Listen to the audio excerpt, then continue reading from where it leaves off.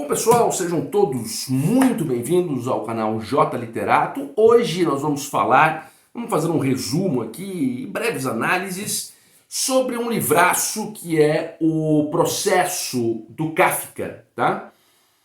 Um livro poderosíssimo, um livro realmente maravilhoso, só que não é um livro fácil, tá? Não é um livro de uma fácil compreensão, de uma fluidez perceptível, não. O Kafka, o estilo do Kafka já é um estilo, vamos dizer, um pouco caótico, né? Com elementos de alienação, de desconexão. O Kafka faz muito bem aquilo que os formalistas russos gostam de chamar de desautomatização da linguagem, né? Quer dizer, ele singulariza muito a linguagem, de modo que as interpretações, inclusive, tornam-se caleidoscópicas. Quer dizer, aquilo que Humberto Eco chamava de obras abertas, né? Quer dizer, se 10 pessoas lerem Kafka, por exemplo, aqui o Processo, né? Cada uma dessas 10, muito possivelmente, terá ali uma interpretação, uma hermenêutica distinta das demais pessoas que leram. Isso é muito comum em Kafka. Então, assim, muita gente tem um certo incômodo ao ler Kafka, penso eu, por conta disso, né? É um estilo profundo, é um estilo propositalmente com muitas desconexões, com elementos de alienação, então isso pode tornar a leitura um pouco complexa, especialmente para aqueles que não conhecem Kafka e vão começar agora, tá? Bom, vamos lá, gente. O livro vai se tratar da história de um homem chamado Joseph K, ou Joseph K, vamos falar em português, né? Esse Joseph K, no dia do seu aniversário de 30 anos de idade, ele acorda, ainda de pijama ali no seu quarto, com a notícia de que está sendo processado e está sendo detido por alguma coisa que ele fez. Ora, já tem 2 oficiais de justiça ali no seu quarto. Ele fala, mas gente, o que está acontecendo? Imagina vocês acordam, você está preso aqui, você não pode sair porque você está sendo processado. Então, é claro que ele faz a pergunta que qualquer um de nós faria. O que foi que eu fiz? Qual que é a imputação? O que estão dizendo que eu fiz? Por que eu estou respondendo tal processo? Por que eu estou preso aqui? Ele não obtém essa resposta. Esses 2 oficiais de justiça, figuras estranhíssimas, percebam que todas as personagens do Kafka, todas mesmo que compõem muitas de suas obras, são figuras estranhas mesmo, sombrias, bizarras, coisas... Esse livro é recheado disso. Esses 2 oficiais de justiça, portanto, falam, não, nós não temos autorização para te falar, nós sequer sabemos direito, a nossa função aqui é só te deter e te comunicar que você está sendo processado, tal. Já fica ali naquela situação meio esquisita, e o Kafka vai descrevendo a cena, ele fala de uma vizinha estranha, de uma senhora que fica olhando ali, sabe? Todo o ambiente kafkiano, ele vai se formando de uma forma muito conturbada mesmo, né? Passa um certo tempo, ele é conduzido para um quarto ao lado, ele mora numa pensão, né? Ele sai do seu quarto, vai para um outro quarto, onde tem ali um outro sujeito, esse já de uma hierarquia superior, né, nas raias da justiça, e ali ele interroga o K, o Joseph K, sempre com esses diálogos do Kafka também, né? Diálogos estranhos também, você tem que ir ali analisando bem.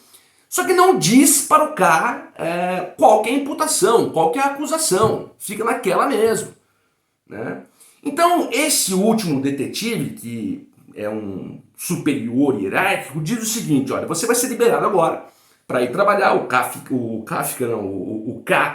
ele trabalha em um banco, tem um cargo lá de gerência, e esse detetive fala, você pode ir, você vai trabalhar, vai levar a sua vida aí, você vai meio que responder esse processo em liberdade. Uma coisa do tipo, tá? Entretanto, há esses 3 agentes aqui que vão lhe acompanhar e tal. Quando o cara olha para esses 3 agentes, ele percebe que são 3 funcionários do banco onde ele trabalha. Olha a maluquice começando aí, né? Mas tudo bem, ele é liberado, vai trabalhar. Aquilo, claro, que começa a atormentar o cara. Embora ele esteja, principalmente no começo do livro, muito tranquilo. Ele fala, olha, eu não fiz nada. Eu não devo nada. Isto, de fato, se comprova pela primeira oração, pela primeira frase do livro, que fala o seguinte, olha só como o Kafka começa. Alguém devia ter caluniado Joseph K., pois certa manhã ele foi detido sem que tivesse cometido qualquer crime. Então, quer dizer, nós leitores já temos a informação que ele é inocente. Ele está respondendo, portanto, por um processo aqui, cuja acusação ele desconhece, mas que ele é inocente. Bem, ele está, portanto, como eu disse, respondendo esse processo em liberdade. E atormentado com essa questão. Preciso saber o que está acontecendo, o que foi que eu fiz, por que estão me processando, né? Ele recebe uma ligação dizendo que ele tem que comparecer ao tribunal no domingo. Só isso. Não falam o horário que ele tem que comparecer, mas dão um endereço, tal, num bairro distante lá. Ele fala, ó, eu não sei a hora que eu tenho que ir nesse tribunal, então eu vou logo pela manhã. No domingo ele vai até esse tribunal, né? O bairro, a localidade onde fica o tribunal já é um negócio terrível, sujo, jogado às traças, com prédios velhos, coisa esquisita, um pessoal estranho. Ele chega lá no prédio onde é o suposto tribunal, né, que ele nem sabia, e vê e também não localiza, ele não sabe onde ele tem que ir. Então ele começa a perguntar para os outros, ele até finge ser uma outra pessoa para poder ter acesso a alguém ali para saber onde está acontecendo a sessão de julgamento e tal. Até que ele descobre, até que ele consegue falar, é ali que você tem que ir lá para ser julgado, ali que é a sua audiência. E aqui uma outra cena da obra que é uma coisa estarrecedora, né? A hora que ele entra nessa sala de audiência, é um negócio esquisitíssimo, apinhado de gente, as pessoas estão curvadas ali no mezanino da sala para assistir o julgamento, um local assim, um lugar opressivo pra caramba, a lá Dostoiévski, sabe? Sabe quando Dostoiévski narra lá os aposentos do Raskolnikov em Crime e Castigo? Sabe? É aquela opressão, aquela coisa estranha e tal. E começa o julgamento, né? Então ele cita ali uns velhos que seriam como se fossem juízes, começa a falar um monte de coisa e aqui você começa a perceber os elementos de desconexão mesmo, né? A gente não consegue entender o que está acontecendo, né? A gente consegue sentir mais ou menos o que o protagonista está sentindo, que é aquela confusão, aquela coisa abstrusa, confusa, né? Ele sai dali, desse julgamento, sem entender bolhufas do mesmo jeito. Cabe lembrar que durante esse julgamento, tem uma cena também que demonstra essa bizarrice do Kafka, né? Durante o julgamento começa a acontecer uns barulhos ali, como se pessoas estivessem relacionando-se sexualmente, fazendo sexo lá no fundo da sala. Vejam o elemento do bizarro aqui, né? Num tribunal acontecendo uma cena ali de lascívia, um negócio libidinoso, quer dizer, coisas que em tese são totalmente incompatíveis, né? Mas acontecendo ali, né? Vai formando-se, portanto, esse ambiente kafkiano. Ele sai desse julgamento sem entender nada. Entrou sem entender nada, saiu pior ainda, né? Aquilo começa a incomodar muito o Joseph K. Então ele vai num lugar, vai no outro, né? Aí ele volta a esse tribunal um belo dia e consegue entrar nesse tribunal. Aí, gente, o negócio vai só se intensificando. É um local labiríntico, com corredores estranhíssimos, com pessoas estranhíssimas, com servidores, funcionários amalucados, sombrios, com uns papos esquisitíssimos. Ele pergunta para um, pergunta para outro, faz isso, faz aquilo, cada um fala uma coisa. Não, você tem que fazer lá, você tem que ver isso, tem que procurar tal pessoa. E o negócio vai virando um bolo, uma coisa maluca, né? E ele já está perturbado com isso, embora ainda mantenha aquela coisa. Eu não fiz nada, sou inocente, portanto vou ser absolvido. Bom, lá pelas tantas aparece um tio dele que fica indignado com a situação, falando, como você não pode estar sendo processado. E é muito engraçado que durante o livro você vai ficando incomodado, falando, o que esse cara fez? O que esse sujeito fez? Do que estão acusando esse cara? Você não consegue, quer dizer, você fica ali perdido também. Esse tio do K chega e fala, não, vamos arrumar um advogado para você. Você precisa de um advogado. Leva o K até um advogado, que é um velho advogado, já experiente, com muitas causas na carreira. E esse advogado tá meio adoentado, tá lá no quarto, tá deitado, mais um ambiente kafkiano formado, estranho, bizarro, sombrio. Esse advogado tá lá deitado, começa a conversar com o K, e começa a ser um autêntico advogado, né? Ah, não, mas isso aqui é difícil, é problema. Ele coloca uma série de questões ali pro K, e o K vai ficando mais confuso ainda, e alguém está observando essa conversa dentro do quarto do advogado. Nas sombras, uma figura esquisita, que depois vai se revelar como um funcionário do tribunal. Este tribunal vai ganhando ares de uma entidade suprema e inacessível, né? Porque, ora, o Kafka não consegue se... Eu tô chamando o K de Kafka toda hora, né? Porque o K não consegue sequer saber do que está sendo acusado. Aquilo começa a virar um inferno. Então ele vai no advogado, conversa com o advogado fala um monte de coisa, aí ele volta, aí ele vai no cartório, até que ele conhece um outro sujeito que também está sendo processado. Aí ele fala o seguinte: olha, eu tenho mais de um advogado, porque esses processos aí, um só advogado não dá conta, eu tenho 6 advogados. Então ele fala: nossa, então acho que eu vou ter que arrumar mais advogado. Aí alguém fala: não, mas você pode fazer a sua defesa sozinho, mas ele não sabe nem do que ele está sendo acusado. Né? Então, aí volta, vai no tribunal, vai em tal lugar, conversa com outro, até que esse sujeito aí que também está sendo processado diz para ele que tem um tal pintor, são cenas cômicas às vezes, tem um tal pintor, né, que pode o ajudar. Este pintor é um sujeito que trabalha para o tribunal, mas não no ofício jurídico. Ele trabalha pintando obras de arte ali, fazendo retrato dos juízes, uma coisa tal. E o tribunal cedeu para ele um quartinho também opressivo, a lá Dostoiévski também, né? Num prédio onde tem uma criançada que faz uma bagunça danada, que atormenta a vida desse pintor. E aí nós vamos descobrir que esse quartinho do pintor está interligado ao tribunal. Quer dizer, o pintor mora no tribunal, naquele quartinho.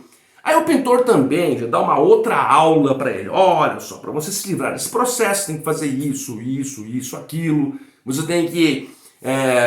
há alguns tipos de absolvição. Se você quer ser absolvido, você tem 3 tipos. Tem a absolvição definitiva, o arquivamento provisório. Vai dando uma série ali de diretrizes para ele e o K perdido.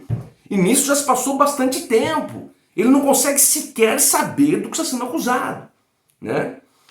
E advogado, e juiz, e não sei o quê. Ah, tem que conhecer o juiz. Ah, se você conhecer o juiz, o negócio melhora. E vai se desenrolando o livro nesta aflição, né? E fica claro aqui, portanto, a inacessibilidade do Joseph K. perante a justiça, né? Vai ter um spoiler agora muito grande aqui, porque eu não quero que o vídeo fique muito longo. Eu vou dar esse spoiler final, como disse aí na chamada do vídeo, né? Teríamos spoiler. E depois eu vou fazer uma breve análise. Veja, acaba que, não antes de falar da parábola da porta da lei, que é muito importante, bom, vamos fazer o seguinte, eu vou falar da parábola da porta da lei, e depois eu dou esse spoiler gritante aí, e depois a gente faz a análise, tá? Tudo rapidamente, vamos lá. Já no final ali, nessa mesma maluquice interminável, né, de ele, o cara não saber o que está acontecendo, ali o seu chefe no banco fala o seguinte: olha, vai vir um italiano, aí, um cliente italiano, ele quer conhecer a catedral, né? Eu quero que você vá acompanhá-lo nessa catedral, né, para que você apresente ali para ele, converse com ele, é um cliente muito importante e tal. O K diz: então tudo bem, vamos lá. O K chega na catedral, não tem ninguém, esse italiano não apareceu. Mas tem um padre lá na igreja, sozinho. E esse padre está preparando um sermão, vai fazer uma homilia, uma missa ali, mas para quem? Não tem ninguém ali. O padre também é uma figura estranha pra caramba. E o padre começa a fazer o sermão para o próprio Joseph K. Gente, eu não tô maluco, tá? Isso é o estilo Kafka de ser. Ele começa a fazer essa homilia para o K, e o K começa a conversar com esse padre, entra no assunto do processo. O K, ele já vinha percebendo que todo mundo que ele encontrava tinha alguma relação com tal processo. Tinha alguma relação com tal tribunal, essa entidade abstrata e inacessível. O padre também. Então o padre começa a conversar com ele. Conversa vai, conversa vem sobre o tribunal, e o padre conta uma parábola para ele, que chama A Porta da Lei. Gente, a exemplo lá dos irmãos Karamazov, quando tem a parábola do grande inquisidor, e aquela parábola diz muito sobre a obra, aqui também. Esta parábola da porta da lei vai dizer muito sobre o livro, né? Então é importante que vocês prestem muita atenção quando forem ler nesta parábola. A parábola, assim, de forma bem perfunctória, diz o seguinte, que tinha um camponês, um homem simples, um homem sem instrução, que foi no prédio da lei. Ele queria ter acesso à lei, queria entrar no prédio da lei. Entretanto, tinha um porteiro ali no prédio da lei que o impedia. Disse o seguinte, não, o senhor não pode entrar por enquanto, daqui a pouco o senhor entra, agora o senhor não pode entrar. E a porta estava aberta, mas o porteiro, né, estava ali aí o porteiro saiu um pouquinho, o carro foi dar uma olhadinha lá para dentro, aí o porteiro falou, você está pensando que você vai entrar sem a minha autorização? Mesmo que você entrasse, você não ia passar na segunda porta, porque vai ter outro porteiro melhor do que eu. E depois tem uma outra porta ainda com outro porteiro. Quer dizer, olha a dificuldade para você entrar nesse prédio da lei aqui. Bom, acaba que o camponês fica na porta junto com esse porteiro, esse camponês até tenta subornar o porteiro, dar uns presentinhos para ele ver se ele deixava ele entrar. O porteiro recebia os presentinhos, mas não, mas você não vai poder entrar ainda. Resumo da obra, passa a vida inteira, o camponês não consegue entrar no raio do prédio da lei. Quando ele está morrendo, quando ele está ali prestes a morrer, né, ele pergunta para o porteiro, olha, mas por que ninguém mais veio aqui? Por que só eu tô aqui, né, a vida inteira? Ele falou, não, porque essa porta aqui era só para você entrar. Mas agora perdeu a utilidade, você está morrendo, então agora não adianta mais. Né? Resumo da obra, o homem morreu esperando o acesso ao prédio da lei e não conseguiu esse acesso. Né? O Joseph K. ouve tudo isso, ele e o padre têm um diálogo grande, consideravelmente grande, sobre esta parábola. E agora vem um spoiler que eu disse para vocês. Acaba que o Joseph K. morre. Ele acaba sendo morto ali, com uma pena de morte mais ou menos, um negócio também bem abstruso. Morre sem saber do que estava sendo processado. Morre perante a justiça. Morre perante a inacessibilidade da justiça. Eu quero fazer uma ponderação com vocês rápida agora, gente. É o seguinte. Eu, durante 15 anos da minha vida, trabalhei no meio jurídico. Né? Fiz direito, trabalhei em órgãos públicos de advocacia, assistência judiciária, depois em São Paulo trabalhei mais muitos anos em escritório particular de advocacia. E hoje me afastei de tudo isso, hoje eu me dedico exclusivamente, o meu ofício são as letras mesmo, né? Mas durante muitos anos trabalhei no meio jurídico. É uma coisa terrível, né? O que este livro do Kafka ele vem trazer para nós, eu disse que é um livro que tem múltiplas interpretações. Eu vou partir de um pressuposto social, tá bom? Social, e aqui vai uma crítica ao próprio poder judiciário. Vejam bem, a justiça, eu não vou chamar de justiça, eu vou chamar o poder judiciário, ele é totalmente inacessível a todos, especialmente aqueles mais pobres, aqueles mais sem instrução. Vejam que todos passam mais ou menos o que passou o Joseph K., não é? Se você entra com um processo, sei lá, contra uma loja, ou se alguém te processa, se você ingressa com uma ação de danos morais, qualquer coisa, você vai perceber que o processo em si é um negócio horroroso, é um negócio que nunca se resolve. São prazos que se encavalam com outros prazos. Aí o advogado usa de artimanhas previstas em lei, é claro, mas para procrastinar o negócio. Aí o juiz dá uma decisão ali esquisita. Aí vem a questão dos recursos, que são infindáveis. Acaba que as pessoas nunca têm acesso à justiça.